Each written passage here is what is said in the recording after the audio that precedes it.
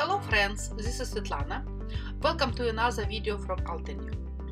This video is a part of the Stamp Focus blog post for the new Brilliant Bubbles stamp set. This set has layering stamps to create 6 different ornaments. For example, here on the coordinating dice insert, you can see how they would look.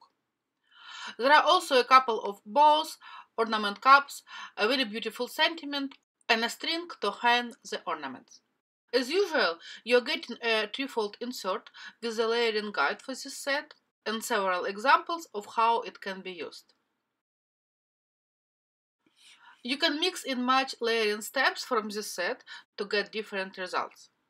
For example, on this card I wanted to make monochromatic ornaments, so I skipped middle layers when was stamping them. And here I made multicolor ornaments using red and green inks.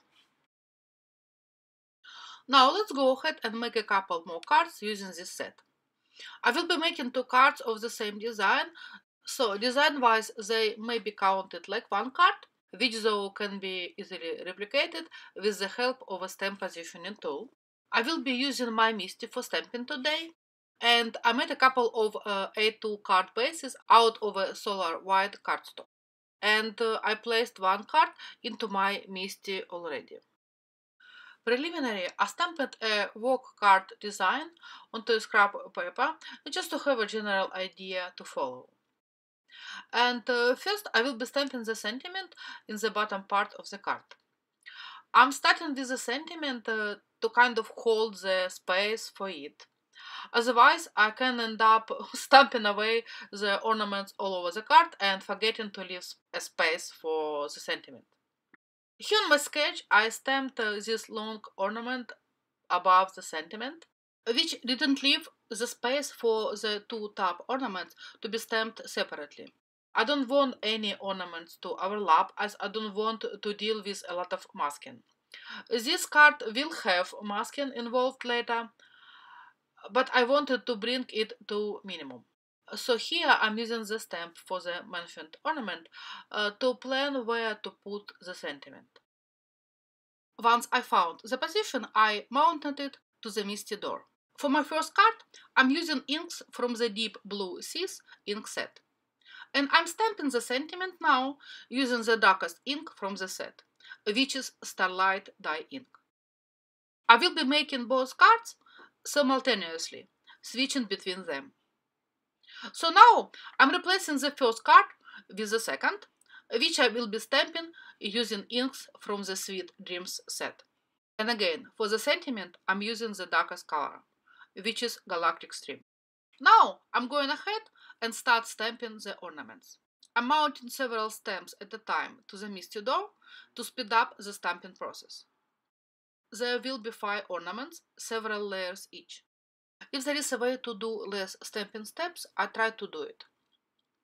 I'm stamping the bottom layer of the blue card using the lightest ink from the Deep Blue Seas set, which is Sea Breeze. And for the teal card, I'm stamping them using the Dewdrops ink pad. Next, I'm mounting the next group of stamps and stamp them on both cards. One piece of advice from me. It may only my personal problem, I'm not sure if you can relate, but when I do a lot of stamping, I tend to be in the zone and lose attention to what I'm doing. And when you make several cards at a time and use different color scheme, you need to keep some attention to which ink to use on each step. Ask me how I know. It's very easy to drift away, not pay attention, and use an ink pad or a wrong shade or even wrong color. I'm continuing stamping the layers of the ornaments. For the second layer, I'm using the Aqualicious dye ink for the teal card and turquoise for the blue one. For the third layer, I'm using the Teal Cave and Tide Blue inks correspondingly. And the last top layer, I'm stamping using the Galactic Stream dye ink for the teal card and Starlight for the blue one. I'm also stamping the ornament cups using the same darkest inks. Next, I need to make simple masks for each ornament. I'm stamping the bottom, most solid layers onto a masking paper and cutting them with my scissors. I don't do very precise fuzzy cutting here, rather very quick and rough one. I'm also making the masks a bit smaller than the stamped images. To stamp the pine branches, I'm using a stamp from the Peace on Earth stamp set. And this time, I first stamp all branches on one card and then move to another. In other words, I'm not doing stamping at the same spot on both cards, switching between them and leaving the stamp mounted in the MISTI. To do that, I would need to make 2 masks for each ornament, or move masks between 2 cards every time I stamp.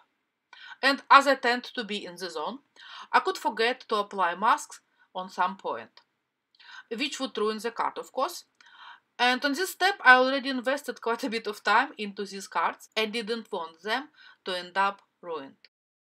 When I was stamping ornaments, which are layered, it had sense to align each layer one time and then stamp twice. In case of these pine branches, it doesn't really matter. By the way, I'm stamping the branches using the evergreen dye ink. So after stamping the branches onto one card, I'm moving the masks onto the second one and stamp all branches onto it. Next, I'm stamping the bows. These stamps are pretty small and it's much easier to stamp them using a small acrylic block. And I decided to get my head in the filming area and totally ruin this part of footage. So I had to cut out an epic process of stamping these small bows.